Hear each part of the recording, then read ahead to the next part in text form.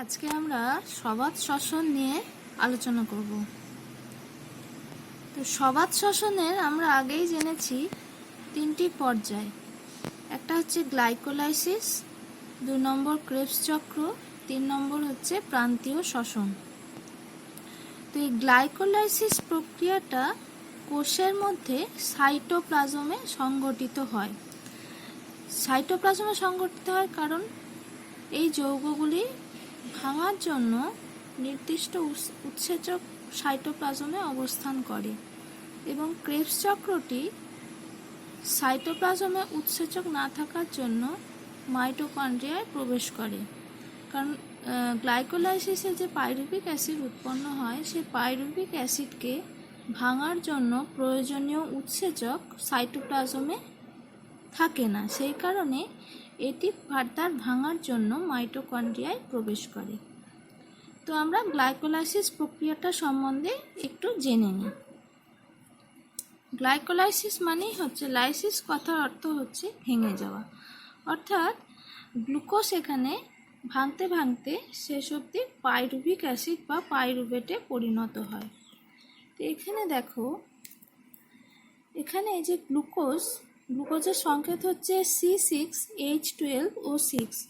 এটি হচ্ছে একটি 6 কার্বন যুক্ত জৈব যৌগ। এই এক অণু গ্লুকোজ এটিপির সহায়তায় গ্লুকোজ 6 ফসফেট তৈরি করে। এখানে এটিপি ভেঙে এডিপি এবং পিআই অর্থাৎ ইনঅর্গানিক অর্থাৎ অজৈব ফসফেট উৎপন্ন করে। সেই অজৈব ফসফেট, এটিপি কথা অর্থ হচ্ছে অ্যাডিনোসিন ট্রাইফসফেট, যেখানে 3টি ফসফেট গ্রুপ যুক্ত থাকে। এটি ভেঙে অ্যাডিনোসিন ডাইফসফেট অর্থাৎ এই অ্যাডিনোসিন ডাইফসফেটে 2টি ফসফেট গ্রুপ যুক্ত থাকে আর একটা ফসফেট গ্রুপ আলাদা হয়ে যায়। সেই ফসফেট গ্রুপটা গ্লুকোজের 6 নম্বর কার্বন পজিশনে যুক্ত হয়ে তৈরি করে গ্লুকোজ 6 ফসফেট। আমরা একটু দেখে নেব কীরকমভাবে। এইটা হচ্ছে গ্লুকোজের স্ট্রাকচার, গ্লুকোজের গঠন, যেখানে 6টা কার্বন থাকে, 1 2 3 4 5 6। এই 6 নম্বর কার্বনের পজিশনে যে এটা দেখো গ্লুকোজ 6 ফসফেটের গঠন। এই 6 নম্বর কার্বনের পজিশনে এখানে হাইড্রোজেনটিকে সরিয়ে একটি ফসফেট গ্রুপ যুক্ত হয়েছে। এই কারণে এইভাবে গ্লুকোজ 6 ফসফেট গ্লুকোজ থেকে তৈরি হয় কার মাধ্যমে? না, এটিপির মাধ্যমে। এটিপি যেখানে ভেঙে যাচ্ছে। আচ্ছা, তারপর গ্লুকোজ 6 ফসফেট থেকে তৈরি হয় ফ্রুক্টোজ 6 ফসফেট। গ্লুকোজ এবং ফ্রুক্টোজ পরস্পরের আইসোমার। ফ্রুক্টোজ 6 ফসফেট পরের ধাপে এটিপির সহায়তায় ফ্রুক্টোজ 1,6 বিসফসফেট গঠন করে। এখানেও ঠিক একই রকম ভাবে এটিপি থেকে তৈরি হওয়া এডিপি এবং যে ইনঅর্গানিক ফসফেটটি তৈরি হয়েছে সেই ফসফেটটি 1 নম্বর কার্বন পজিশনে একটি ফসফেট, 6 নম্বর কার্বন পজিশনে আরেকটি ফসফেট যুক্ত হয়ে তৈরি করে ফ্রুক্টোজ 1,6 বিসফসফেট। তাহলে এখান থেকে দেখো, গ্লুকোজ থেকে ফ্রুক্টোজ 1,6 বিসফসফেট অবধি 2টি এটিপি কাজে লাগছে, অর্থাৎ এটিপির ব্যবহার হচ্ছে। এখানেও এটিপি ভেঙে যাচ্ছে, এখানেও এটিপি ভেঙে যাচ্ছে। তো এই গোটা 4টি ধাপ এখানে শক্তি ব্যয়িত হচ্ছে বলে এই এই গ্লুকোজ থেকে ফ্রুক্টোজ 1,6 বিসফসফেট অবধি ধাপগুলি হচ্ছে শক্তি ব্যয়কারী দশা। এরপরে ফ্রুক্টোজ 1,6 বিসফসফেট 2টি ভাগে ভাগ হয়ে যায়। একটা হচ্ছে গ্লিসারঅ্যালডিহাইড 3 ফসফেট আর একটি হচ্ছে ডাইহাইড্রক্সি অ্যাসিটোন ফসফেট। এতক্ষণ অবধি গ্লুকোজ ছিল 6 কার্বন যুক্ত, ফ্রুক্টোজ অবধি এটা 6 কার্বন যুক্ত ছিল। এই পর্যায়ে এসে এটা কিন্তু 3 কার্বনে পরিণত হচ্ছে, অর্থাৎ 3 কার্বন যৌগে ভেঙে যাচ্ছে। গ্লিসারঅ্যালডিহাইড 3 ফসফেটকে আমরা 3-PGALD বলি, আর ডাইহাইড্রক্সি অ্যাসিটোন ফসফেটকে আমরা সংক্ষেপে DHAP বা ট্যাপ বলি। গ্লিসারঅ্যালডিহাইড 3 ফসফেট থেকে NAD এর সহায়তায় 1,3 বিস ফসফোগ্লিসারাইড উৎপন্ন হচ্ছে। এখানেও অ্যাক্টিভ ফসফেট, এখানে তো অ্যাক্টিভ ফসফেট গ্রুপ যুক্ত ছিল, আর তার আর একটা ফসফেট গ্রুপ যুক্ত হয়ে দেখো দুটো পজিশনে অর্থাৎ 1 আর 3 পজিশনে ফসফেট যুক্ত হয়ে 20 ফসফোগ্লিসারাইড তৈরি করছে। তারপরের ধাপে এডিপির সঙ্গে ফসফেট যুক্ত হয়ে এটিপি গঠন করছে এবং 3 ফসফোগ্লিসারাইড তৈরি হচ্ছে। এখানে দেখো এখানে দুটো পজিশনে কার্বন ছিল, এখানে কিন্তু একটা পজিশনে হয়ে গেছে, অর্থাৎ একটা পজিশনে দুটো পজিশনে ফসফেট ছিল, একটা পজিশনের ফসফেট এডিপির সঙ্গে যুক্ত হয়ে গিয়ে এটিপি তৈরি করছে। আচ্ছা, এরপর 3 ফসফোগ্লিসারাইড থেকে চলে আসছে 2 ফসফোগ্লিসারাইড, এখানে জল বিয়োজিত হয়ে তার পরের ধাপে তৈরি করছে 2 ফসফোইনল পাইরুভেট বা পাইরুভিক অ্যাসিড।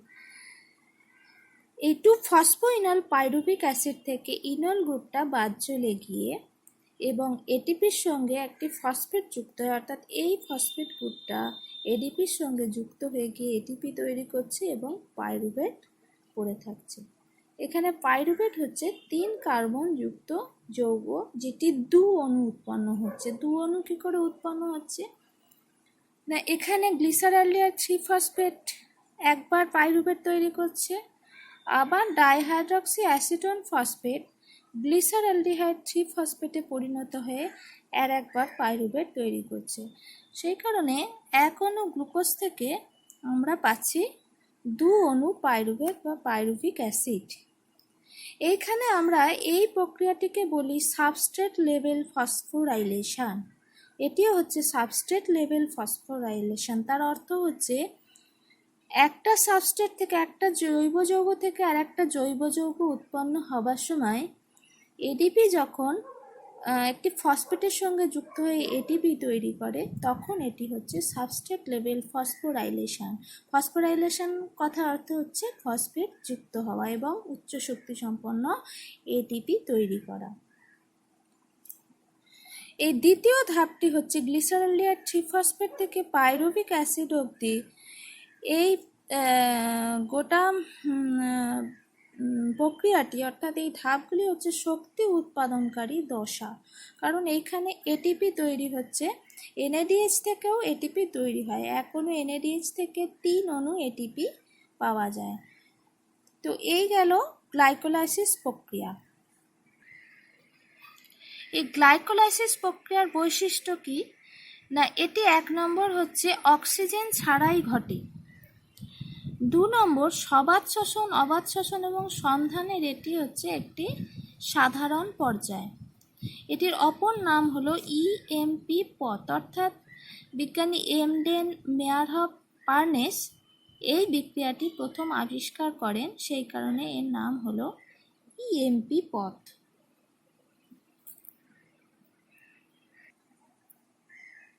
তাহলে এখান থেকে আমরা গ্লাইকোলাইসিসের সংজ্ঞাটা এভাবে দিতে পারি যে জৈব রাসায়নিক প্রক্রিয়ায় সাইটোপ্লাজমে কোষস্থ গ্লুকোজ উৎসেচকের সাহায্যে অক্সিজেনের সাহায্য ছাড়াই ধীরে ধীরে আংশিকভাবে জারিত হয়ে 2 অণু পাইরুভিক অ্যাসিড, 2 অণু এটিপি এবং 2 অণু NADH+H+ এবং 2 অণু জল উৎপন্ন করছে, তাকেই আমরা বলছি গ্লাইকোলাইসিস প্রক্রিয়া।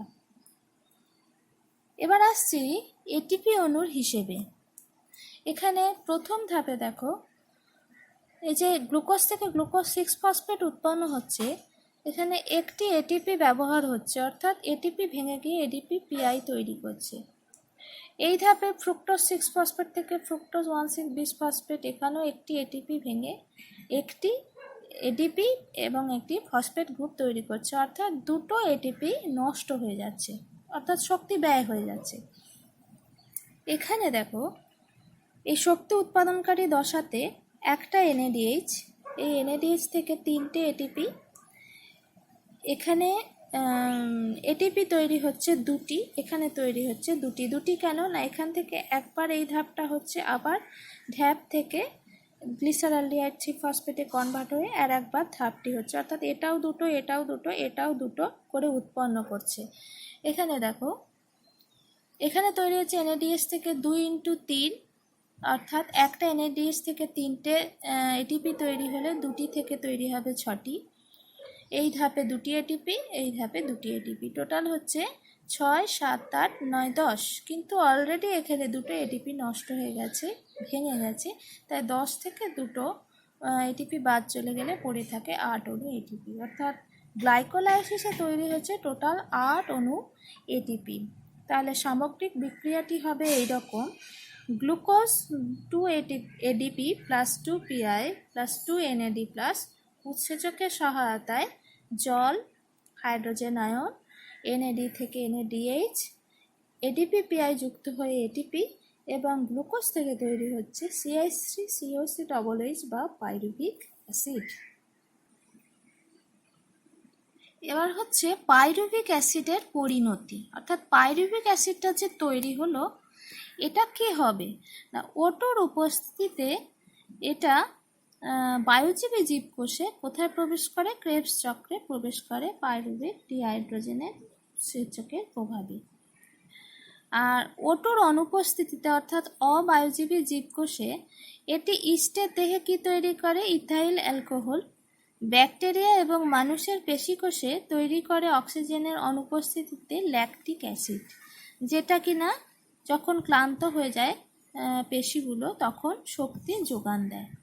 তাহলে আমরা এবার আসি ক্রেবস চক্রের আলোচনায়। পাইরুভিক অ্যাসিড যেটা কিনা 3 কার্বন যুক্ত একটা যৌগ। এই পাইরুভিক অ্যাসিড থেকে NAD+ এর সহায়তায় তৈরি হয় অ্যাসিটাইল CoA, যেটা 2 কার্বন যুক্ত যৌগ। এখানে দেখো 3 কার্বন যুক্ত যৌগ থেকে একটা কার্বন ডাই অক্সাইড বেরিয়ে যাচ্ছে, অর্থাৎ ডিকার্বক্সিলেশন ঘটছে। তো এই একটা কার্বন বেরিয়ে যাচ্ছে বলে এখানে 3 কার্বন থেকে একটা কার্বন বেরিয়ে যাওয়ায় 2 কার্বন যুক্ত যৌগ তৈরি হচ্ছে। পরের ধাপে এটি প্রথম যৌগ উৎপন্ন করে সাইট্রিক অ্যাসিড বা সাইট্রেট, যেটা হচ্ছে 6 কার্বন যুক্ত যৌগ। তাই প্রথম উৎপাদিত পদার্থ সাইট্রিক অ্যাসিড বলে এই ক্রেবস চক্রের অপর নাম সাইট্রিক অ্যাসিড চক্র বা TCA চক্র। TCA চক্র কেন না, সাইট্রিক অ্যাসিডের মধ্যে 3টি কার্বক্সিলিক গ্রুপ থাকে। এই কার্বক্সিলিক গ্রুপ 3টে থাকে বলে একে বলা হয় ট্রাই কার্বক্সিলিক অ্যাসিড চক্র। এইখানে অক্সালো অ্যাসিডের 4 কার্বন, অ্যাসিটাইল CoA 2 কার্বন, এই দুটো মিলে তৈরি হচ্ছে 6 কার্বন যুক্ত সাইট্রেট। তারপর সিস অ্যাকোনাইট্রেট, আইসোসাইট্রেট, অক্সালো সাকসিনেট, এই সবগুলোই হচ্ছে 6 কার্বন যুক্ত যৌগ। এবার অক্সালো সাকসিনেট থেকে আবার কার্বন ডাই অক্সাইড বেরিয়ে গিয়ে তৈরি করছে আলফা কিটোগ্লুটারেট।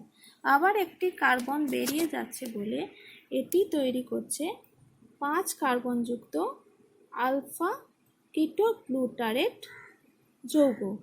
আলফা কিটোগ্লুটারেট থেকে আবার কার্বন ডাই অক্সাইড বেরিয়ে গিয়ে তৈরি করছে সাকসিনিল CoA, যেটা 4 কার্বন যুক্ত যৌগ। এখান থেকে তৈরি হচ্ছে সাকসিনেট, ফিউমারেট, ম্যালেট এবং অক্সালো অ্যাসিটেট, প্রত্যেকটি হচ্ছে 4 কার্বন যুক্ত যৌগ। এবং এখানে দেখো এই পর্যায়ে অনেকগুলো NADH এর ব্যবহার হয়েছে, এই পর্যায়ে ব্যবহার হয়েছে, এই পর্যায়ে এবং এই পর্যায়ে আর এই পর্যায়ে। তার সঙ্গে GDP থেকে GTP তৈরি হচ্ছে এই পর্যায়ে, আর FAD থেকে FADH2 তৈরি হচ্ছে এই পর্যায়ে।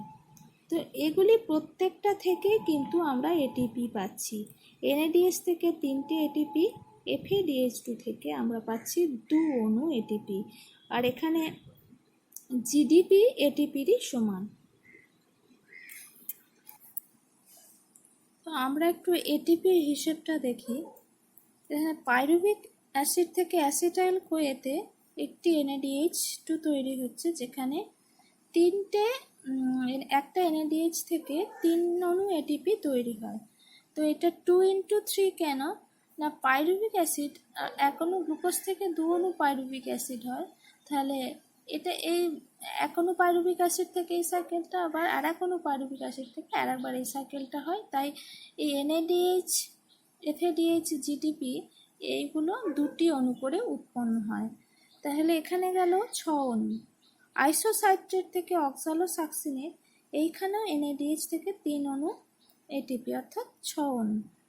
আলফা কিটোগ্লুটার থেকে সাকসিনিল কোয়ে, এইখানেও তৈরি হচ্ছে 6 অণু ATP।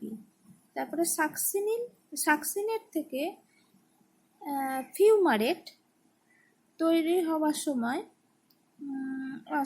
সাকসিনিল কোয়ে থেকে সাকসিনেট তৈরি হওয়ার সময় গুয়ানোসিন ট্রাইফসফেট, এটি এটিপিরই সমান, এটি হচ্ছে 2 অণু। সাকসিনেট থেকে ফিউমারেট তৈরি হওয়ার সময় যে FADH2 তৈরি হচ্ছে, এই FADH2 থেকে 2 অণু ATP তৈরি হয়, তাই 2 × 2 4। ম্যালিক অ্যাসিড থেকে অক্সালো অ্যাসিডেট তৈরি হওয়ার সময় আবার 6 অণু ATP তৈরি হচ্ছে, তাই টোটাল করলে এটাকে আমরা পাবো 30 অণু ATP। তাহলে টোটাল গ্লাইকোলাইসিসে আমরা দেখতে পেলাম, এবং গ্লাইকোলাইসিসে তৈরি হচ্ছে 8 অণু ATP, ক্রেবস চক্রে পাওয়া যাচ্ছে 30 অণু। তাহলে সবাত শ্বসনে মোট ATP তৈরি হচ্ছে 38 অণু। এখানে কোনো অংশে তোমাদের যদি বুঝতে অসুবিধা থাকে আমাকে প্রশ্ন করো, পরের দিন তোমাদের সবাত শ্বসনের গুরুত্ব এবং প্রান্তীয় শ্বসন সম্বন্ধে আলোচনা করব। আজকে এ পর্যন্তই।